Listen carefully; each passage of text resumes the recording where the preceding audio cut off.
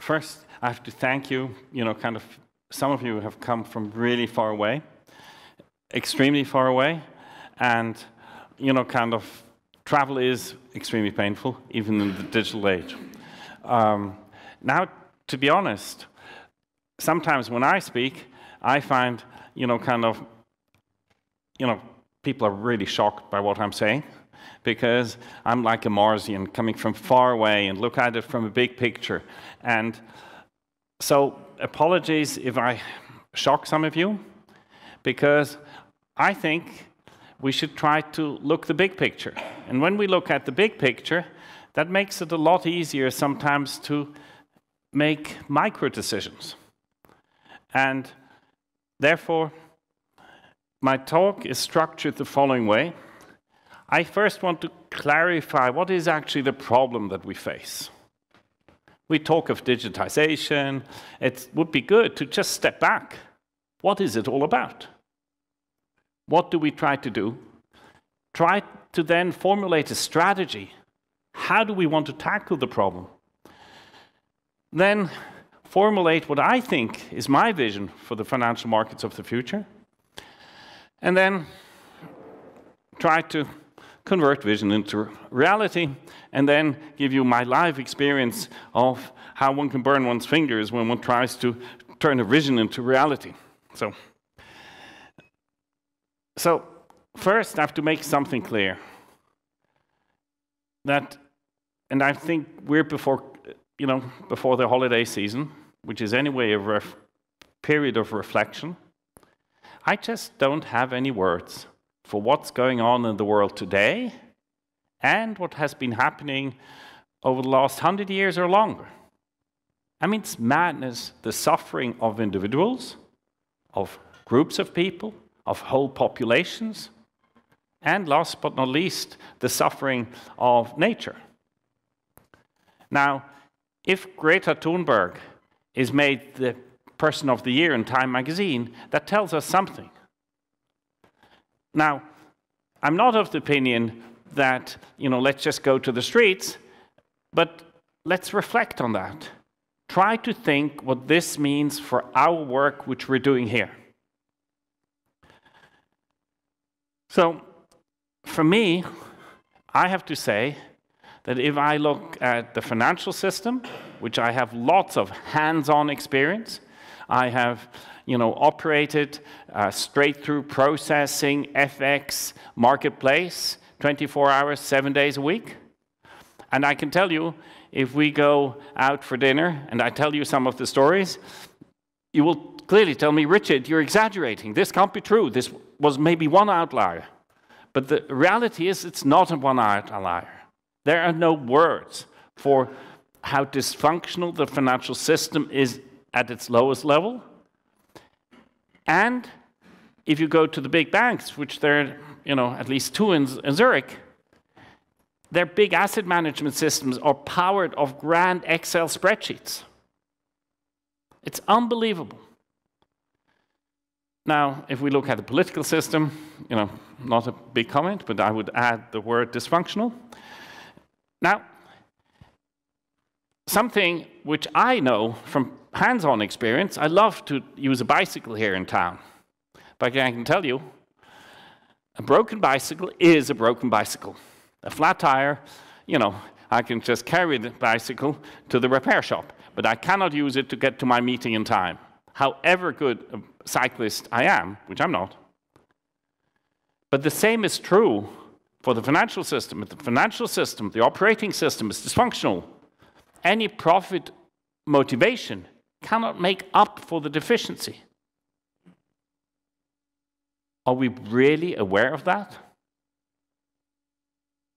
Of the significance that if the operating system does not work, the top will also not work.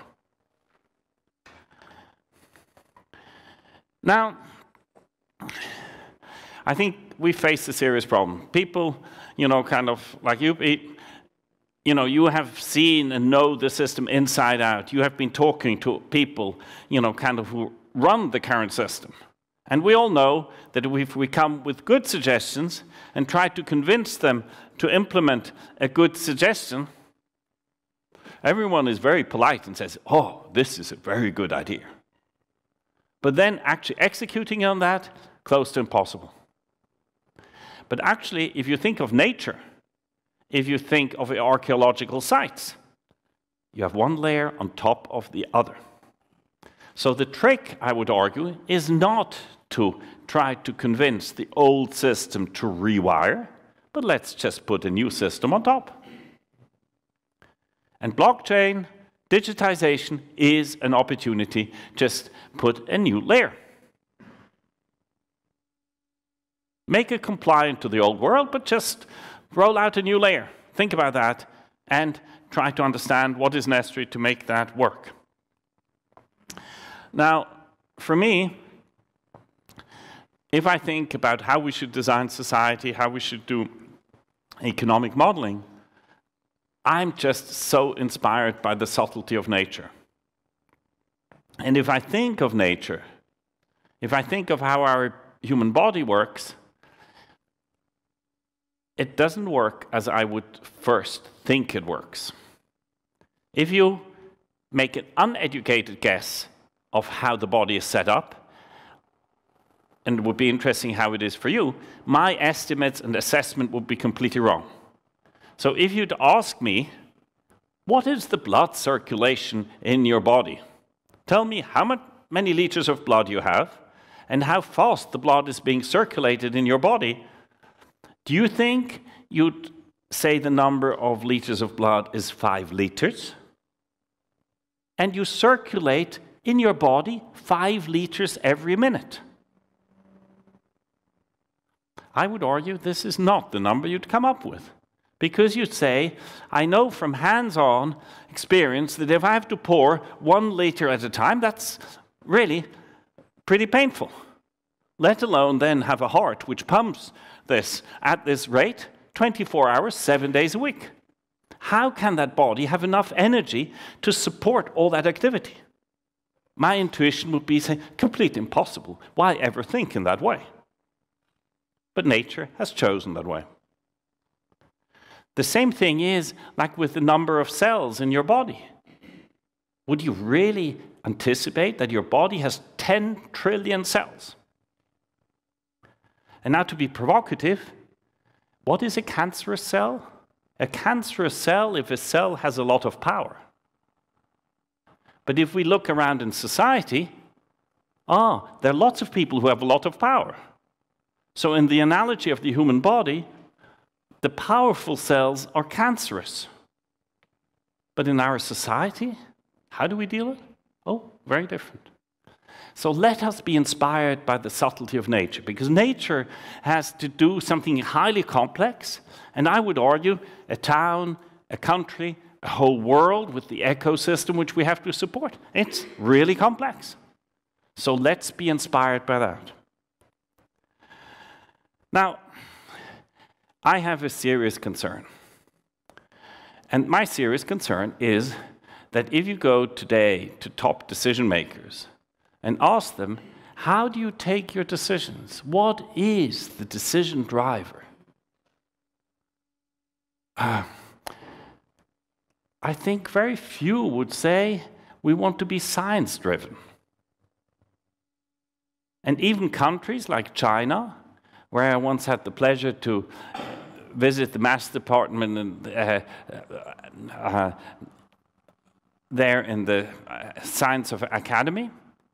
Also there, it was clearly stated, science is not a decision basic framework.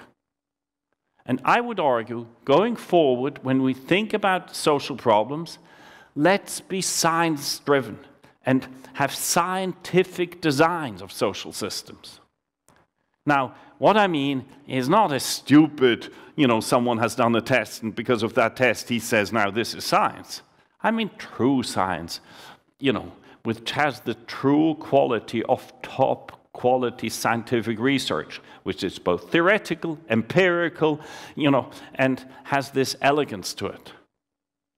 So I would argue a key design criteria is that we have to be science-driven. And if there is a new scientific understanding, then old processes have to be revised. Now, especially in the field of economics and political science, I think we really have to rethink. And why do we have to rethink? Because the academic papers, which we take for granted, and the approaches which we have taken for granted, they have one small deficiency. That if you're a quant hedge fund, you cannot apply them one-to-one. Just those models don't work. That if you go to practitioners who run large amounts of money, they have their own tools. But definitely the tools which you learn in university cannot be applied one-to-one. And in particular, it's not possible to run them in real time. And in physics, if you build airplanes, the design of airplanes has to be the same design and the plane from start of flight to the end. But when you take positions in financial markets, you have a model for entering the position, then while it goes, oh, you think the world has changed, you take a new approach. No, we need models which we can run 24 hours, 7 days a week, and it's with this rigor that you then suddenly discover what is efficient, what doesn't work, what has to just be scrapped.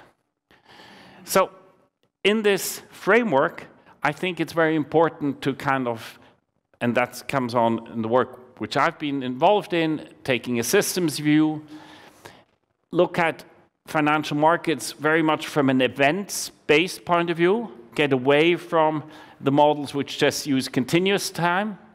Then what and some of you here are very interested as well, leverage the power of scaling laws, which are so important in natural sciences. Let's import them into social science. And then aggressively push forward agent-based modeling at a very abstract level. Now, key from a point of view which I want to mention here, the world already today has many, many financial instruments. Tokenization will lead to an explosion of number of financial instruments. But that means that if we tokenize, we cannot rely on human traders to provide liquidity. We need computer models which generate liquidity. But that means we have to develop those. We have to find out how they work.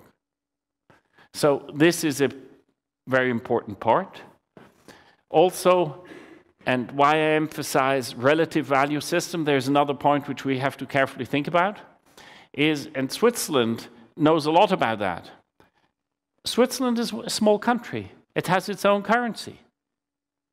Then there is Euroland, which has another currency. America has another currency. So it's relative values. In the future, as a consequence of digitization, there'll be many forms of money. And if you use your money and someone else uses his money, you have two relative value systems. And we have to learn to deal with that. Now, thanking for Vladimir all the work which you have done, we have worked a lot on the meaning of time. What does time really mean? And time is of essence when you have different value systems interacting with each other. How do you define time if you don't have just one frame of reference, a universal frame of reference, but interacting different frames of reference? So, if we think about our problem and the systemic impact of digitization finance, we have to understand what are the problems today. First, in financial markets, the cost of listing a new financial instrument is very high. If you're a company, you have to have 50 million of revenue. If you go to a traditional exchange, it will cost you literally $1 million to do your listing. There is a pervasive lack of liquidity. Then markets are fragmented. There is high regulatory costs. And important fundamentals are out of sync with kind of market prices and vice versa. And most extreme, if you look at the interest rate levels. So just to use a kind of simple picture, this is how I look at the current financial system, how it's operated.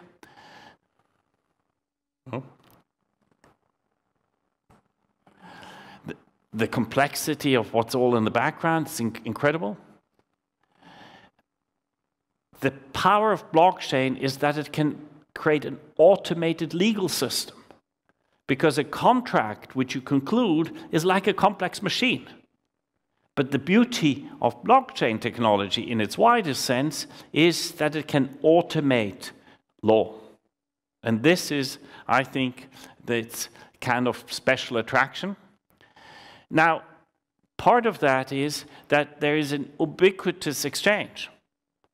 That just as we have the internet everywhere, there'll be one global exchange around the world. But now, what's key is that that exchange is compliant with the legal systems. And as we know, the kind of laws are very complex. It's who is the issuer, who trades, where is it executed, the trade. That can all have an impact. But we have to take account of that. But this is why you can use modern computer technology.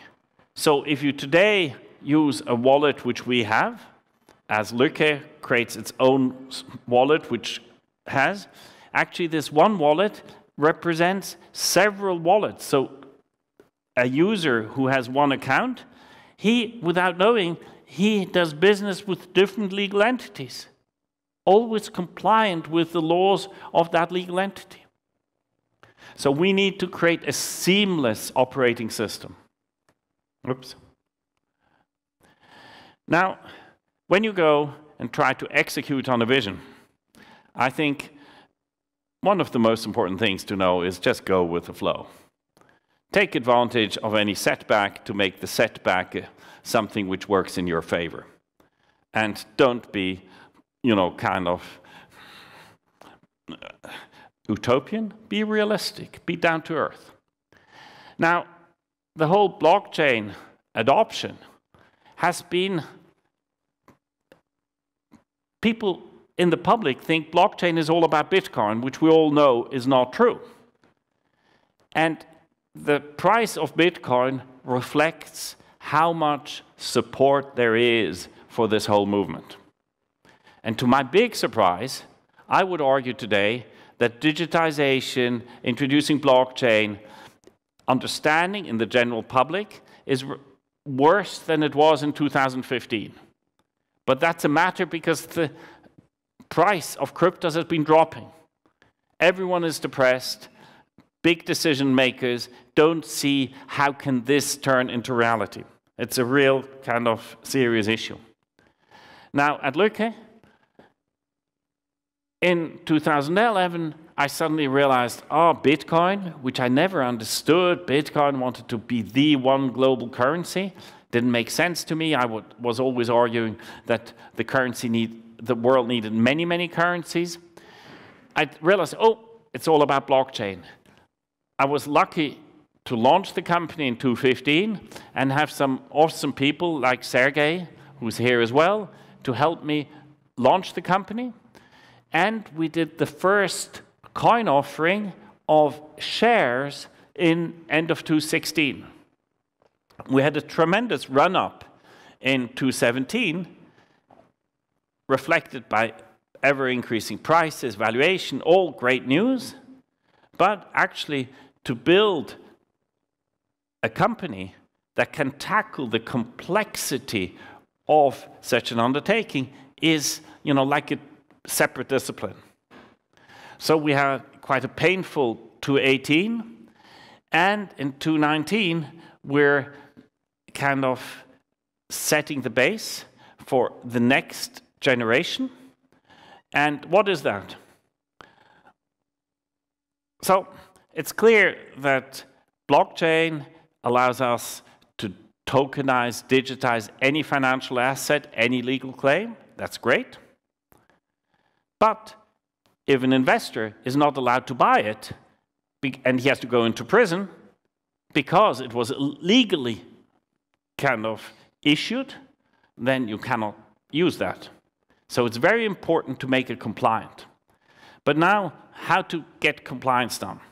So there are like two problems.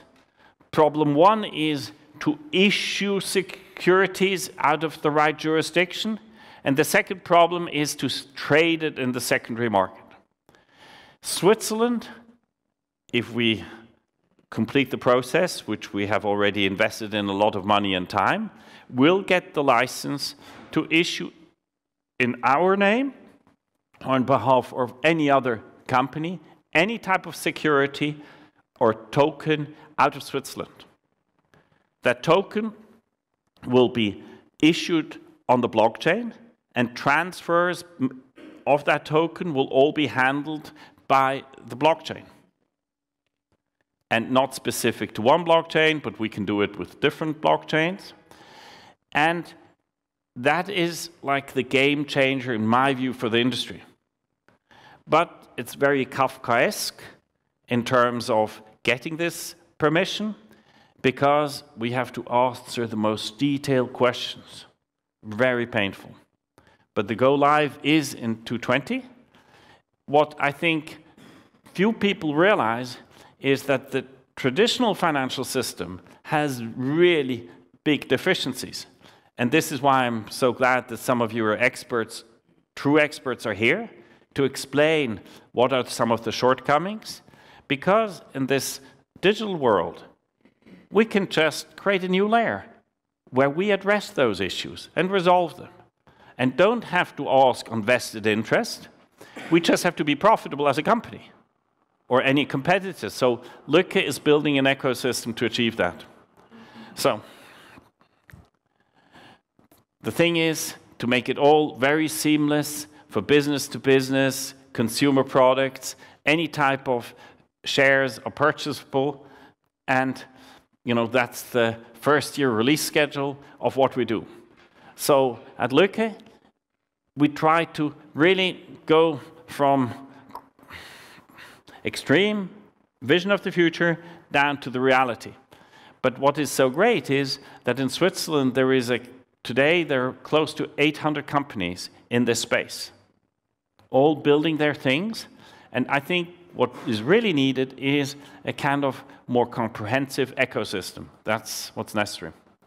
So happy to answer one or two questions. I don't know.